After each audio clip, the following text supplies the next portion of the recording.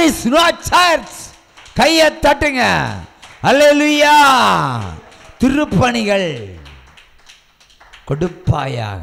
இதுதான் சத்தியம். அப்போ நீங்கள் செஞ்ச பாவத்துக்கு பரிகாரம் உங்கள்கிட்ட நான் வாங்கணும். வாங்கினா தான் உங்களுக்கு பாவ மன்னிப்பு கிடைக்கும். அப்போ நாங்கள் சொல்லுவோம் ஆண்டவர் ஒன்று மன்னிச்சிருக்காருன்னு. ஆண்டவர் மன்னிச்சிருக்காருன்னு சொன்னால் விடுதலை உங்களுக்கு வந்தாச்சு, அவ்வளோதான். இல்லை என்றால் துக்கம் பெரியாச்சுன்னு அர்த்தம். யாத்திராகமம் 15ஆம் அதிகாரம் 26வது வசனத்தை வாசிக்க கேட்போம். யாத்திராகமம் 15:26. அல்லேலூயா. உன் தேவனாய கர்த்தரின் சத்தத்தை கவனமாய் கேட்டு அவர் பார்வைக்கு செம்மையானதை நீ செய்து அவர் கட்டளைகளுக்கு செவி கொடுத்து அவர்கள் நியமங்களை யாவையும் கை கொண்டாள். நான் எகிப்தியருக்கு வரப்பண்ணின வியாதிகளில் ஒன்றை கூட உனக்கு வர விட மாட்டேன். நானே உன் பரிகாரியாகிய கர்த்தர் என்று சொல்லுகிறார். எகிப்து தேசத்தில் 12 வியாதி, கொள்ள வியாதி உண்டு. நீ பரிகாரம் செலுத்தினா ஒரு வியாதியும் வராது. இல்லைன்னா நீ பரிசுத்தவானா பிறக்கணும், பரிசுத்தவானா வளரணும். இல்லைன்னா கொள்ள வியாதி வரும்.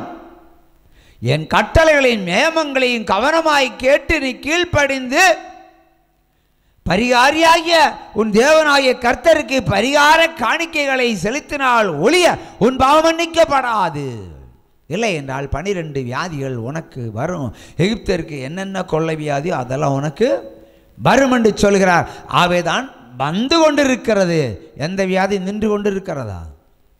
சுகர் வியாதி நிறுத்தப்பட்டிருக்கிறதா? இல்லை. சுகர் வியாதிக்கு மருந்து கண்டுபிடிச்சிருக்கா குணமாக்குறதுக்கு. கேன்சருக்கு இப்போ ஏன் சாகிறாங்க இவங்க எல்லாம்? நேற்றுக்கு ஒரு சகோதரன் ஃபோன் பண்ணுகிறான். தூத்துக்குடி மாவட்டத்தில் இருந்து ஒரு மனைவியினுடைய கால் விரலை சுகர்னால் முறிச்சிருக்காங்க. அடுத்த கட்டம் முழங்கால் கீழே முறிக்கிறதுக்கு டாக்டர் ஐடியா போடுறாராம், முறிச்சாகணும்னு.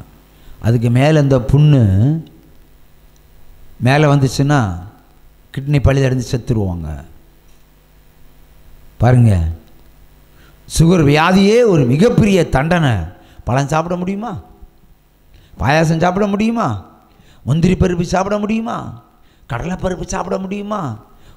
ஹோட்டலில் போனால் மதுவடை சாப்பிட முடியுமா? பருப்போடு சாப்பிட முடியுமா? எண்ணெய் பலகாரம் சாப்பிட முடியுமா? பேக்கரிக்கு போனால் ஒரு கேக்கு சாப்பிட முடியுமா? அடுத்தவெல்லாம் திம்பான், நம்ம எல்லாம் உமிழ்நீராக கூட்டி விழுங்குவோம். ஏன் நம்ம சாப்பாடு? இதை விட பனிஷ்மெண்ட் ஜெயிலில் போய் கிடந்திருக்கலாம் இல்லையா? அங்கே வர நல்ல சாப்பாடு அடிக்கும். அவள் சுகர் என்பதே மிகப்பெரிய தண்டனை. நிறுத்தினாரா? இன்னைக்கு வரைக்கும் மன்னிப்பு கிடைத்திருந்தா சுகர் வியாதி நின்றுருக்கோம். தைரியம் இருந்தால் பாவ நிவாரண பலி செலுத்தி சுகர் பேஷண்ட் என்னிடத்தில் வந்து பார்க்கட்டுமே, சுகரை நிறுத்தி காண்பிக்கிறேன். There is no medicine, only healing. எத்தனை பேர் விடுதலை பெற்றிருக்கிறார்கள். It's a challenge. ஆனால் நம்ம கீழ்ப்படிய மாட்டோம். பாவ கணக்கு எத்தனையோ அதற்கு தக்கதாய் பரிகார கணக்கு வரும். இல்லையா? நான் சொல்லுவேன், எனக்கு மேலே ஒரு குற்றம் உண்டு.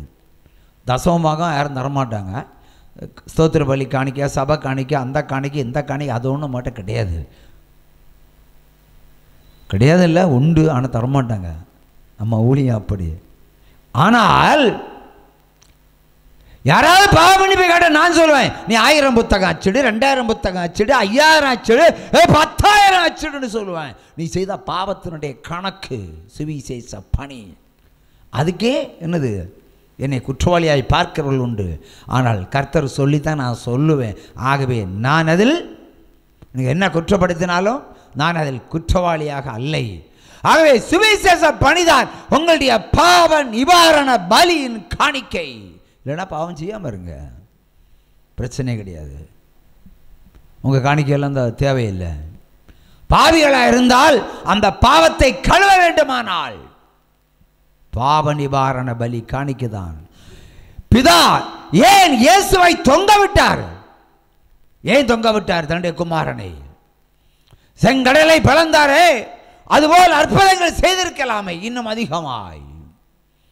கல்லால் அடித்தார்களே, இப்போ பலிபீடத்தை, பாகாலினுடைய பலிபீடங்களை உடைப்பேன் என்று, உடைந்து போகும் காலம் வரும் என்று சொல்லி 1 ராஜாக்கள் 13ஆம் அதிகாரத்தில் ஒரு தீர்க்கதரிசி ராஜாவுக்கு விரோதமாய் சொன்னான்.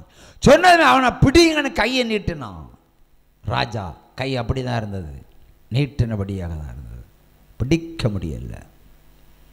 அற்புதம் தானே. அப்புறம் அந்த ஊழியக்காரனை ஜெபிச்சவர் தான் ராஜா கை திரும்ப வந்தது. மிராக்கிள். செங்கடலை பிளந்தது மிராக்கிள். குருடன் பார்த்தது மிராக்கிள். செவிடன் கேட்டது மிராக்கிள். மரித்தவன் பிழைத்தது மிராக்கிள். குஷ்டரோகி சொஸ்தமானது மிராக்கிள். முடவன் நடந்தது மிராக்கிள். இன்னும் 1000 செஞ்சிருக்கலாமே. சரி, எவனாவது அடிக்க வந்தான், கல்லால் அடிக்க வந்தான், சிலுவையில் தொங்க விட்டாங்க. இவர்களெல்லாம் பார்த்து ஒரு வார்த்தை சொன்னால் போதுமே, அவருக்கு ஜீவன் போயிருமா? போகாதில்ல. கத்திய குத்துறவன், ஈட்டிய குத்துறவன் அப்படி நிற்பான், கை இப்படி தான் நிற்கும். குத்த முடியுமா அவரை? 24 முள்ளுள்ள முள்முடியை சூடினார்களே, மண்டை வடை பிளந்து காங்கிரீட் ஆணி சுமந்தது போல மண்டைக்குள் பாய்ந்ததே 24 விஷ முள்கள்.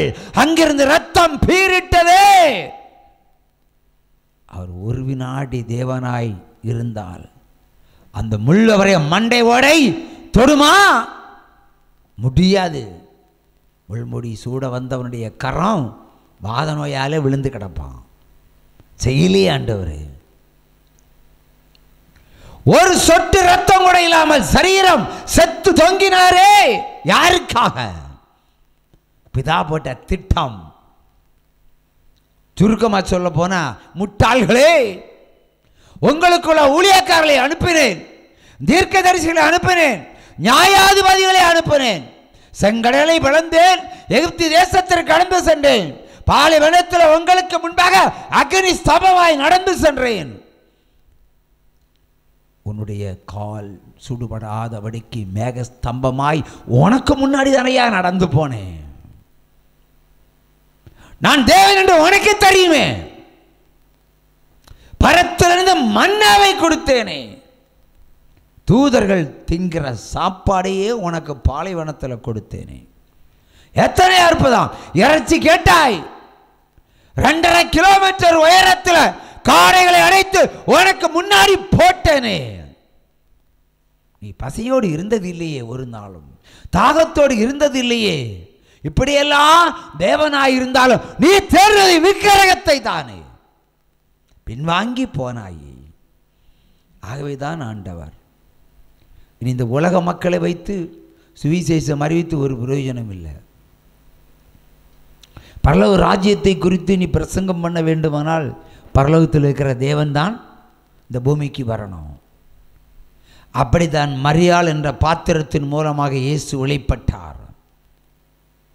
அப்படிப்பட்டவரையே பிடித்து கல்லால் அடித்து காலால் மிதித்து அழகு முகத்தை காரி துப்பி வெள்ளை முகமாக மாற்றினார்களே.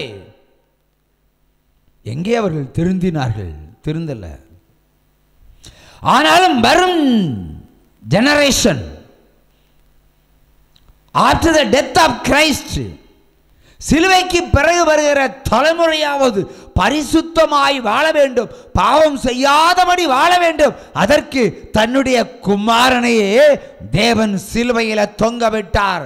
இவர்களெல்லாம் தொங்க விட்டது பரலோக பிதா கையளித்ததுனால, ஒப்பு கொடுத்ததுனால. இல்லைன்னா அவருக்கு ஒரு வஸ்திரத்தினுடைய ஓரத்தை கூட ஒருத்தனாலையும் தொட முடியாது.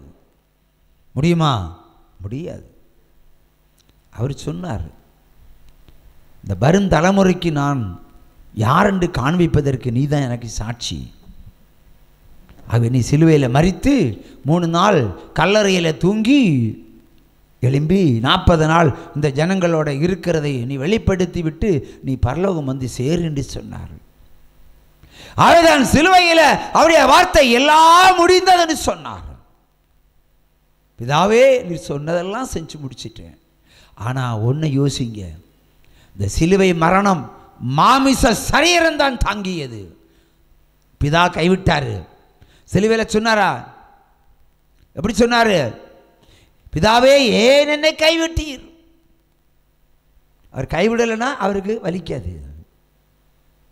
அவர் கைவிடலைன்னா ஈட்டி விழாயிலம்ப குத்தாது, ஒரு சொட்டு ரத்தம் வெளியேறாது. கைவிட்டதுனால சராசரி ஒரு மனிதன் என்ன பாடுகளை அனுபவிக்க முடியுமோ அத்தனை பாடுகளையும் கல்வாரி சிலுவையில 80 கிலோ சரீரம் 3 ஆணிகளிலே 6 மணி நேரம் தொங்கியது. நினைத்து பார்க்கிறவனால் பாவம் இனி செய்ய முடியுமா? மனுஷனா இருந்தால் செய்ய மாட்டான். நீங்கள் மிருகமாக இருந்தால் நீங்கள் இனியும் செய்வீங்க. அதில் எந்த சந்தேகமும் கிடையாது. உற்சாம கையை தட்டுங்க. அல்லேலூயா. தேவன் கையளித்தனால் மாத்திரமாகவே நமக்கு ஒரு குமாரன் கொடுக்கப்பட்டு நமக்கு ஒரு தேவன் கிடைத்தார். புறஜாதிகளுக்கும் ஒரு வெளிச்சம், புறஜாதிகளுக்கும் ஒரு வெளிச்சம். இவர்தான் இயேசு, உலகத்தை ரட்சிக்க வந்தவர். நானே வழியும் சத்தியம் ஜீவனமா இருக்கிறேன் என்று சொன்ன அந்த தேவன் தான் உண்மையான கடவுள் என்று காண்பிப்பதற்காகவே இந்த சிலுவை மரணத்தை பிதா கையளித்தார். என தீர்க்க தரிசனம் சொல்லி நீங்க திருந்த போறதில்லை. உபவாசம் இருந்து நீங்க பாவத்தை விட போறதில்லை. இன்றைக்கு வரைக்கும் பிரமாணத்தை கை கொள்ளாத கிறிஸ்தவர்கள் தானே நீங்க. பாவத்துக்கு எந்த பிரமாணத்தை கை கொண்டீங்க? இந்த பிரமாணம் தான். எந்த பிரமாணம்? இந்த டூப்ளிகேட் பிரமாணத்தை பின்பற்றினீர்கள். ஊழியக்காரங்க சொன்னாங்க, கல்வாரி சிலுவையில் உன்னுடைய வேசித்தனத்தை அவர் ரத்தமாக சிந்தி தீர்த்து தொடச்சிட்டாரு. ரத்தத்தை வச்சு கழுவி தொடச்சி எடுத்துட்டாரு. முடிஞ்ச டவலை வச்சு கிளீன் பண்ணிட்டாருன்னு சொல்லுவீங்க. அதான் கல்வாரி சிலுவையில் இவர்களுடைய பாவங்களை மன்னின்னு தான் சொன்னாரு. நாளை பிறக்கிற உங்களுடைய பாவங்களை மன்னித்தேன் என்று இயேசு சொல்லல. அன்று அறியாமல் செய்தார்கள். ஏனென்றால் நமக்கு ஒரு தேவன் வேண்டும் என்பதற்காக பிதா ஒப்பு கொடுத்ததினால் இவருடைய அறியாமையை இவர்களுக்கென்றே வைத்து இவர்களாலே கையளிக்கப்பட்டு இவர்கள் பாத்திரமாக நின்று இயேசுவை சிலுவையில் அறைந்து அவர்கள் தங்கள் தங்கள் கடமைகளை செய்து முடித்தார்கள்.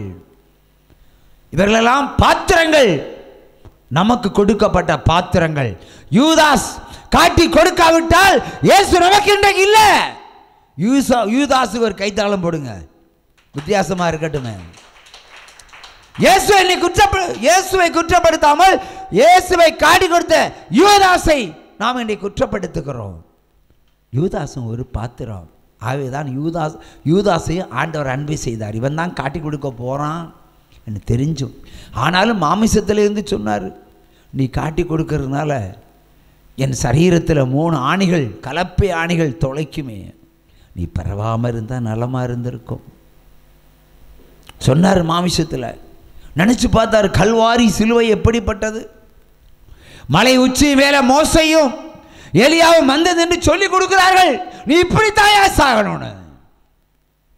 அதுதான் பிதாவனை அனுப்பியிருக்கிறார். ஆனால் ஆவியில திடங்கள். ஆனால் ஆவியில் அல்ல. அப்பொழுது அவரிடத்தில் பரிசுத்த ஆவி இல்லை. பரிசுத்த ஆவி இருந்தால் தாங்கி இருப்பார். கதற வேண்டிய அவசியம் இல்லை, ரத்தம் சிந்த வேண்டிய அவசியம் இல்லை. பரிசுத்த ஆவி இருந்தால் அவர் தேவன். பரிசுத்த ஆவி இல்லைன்னா சராசரி மனுஷன். ஆவி உங்களுடைய வருங்காலத்திற்காக, அன்றைக்கு உயிரோடு இருந்த ஜனங்களுக்காக, பிறக்க போற ஜனங்களுக்கு நானே மெய்யான தேவன் என்று அறிந்து கொள்வதற்காக கல்வாரி சிலுவையில் தேவன் கையளித்தார். ஒரு சம கையை தட்டலாம். அல்லேலூயா, அல்லேலூயா. இந்த இடத்துல பாடுவோம், இந்த தெய்வம் நம்ம தெய்வம், நல்ல தெய்வம்.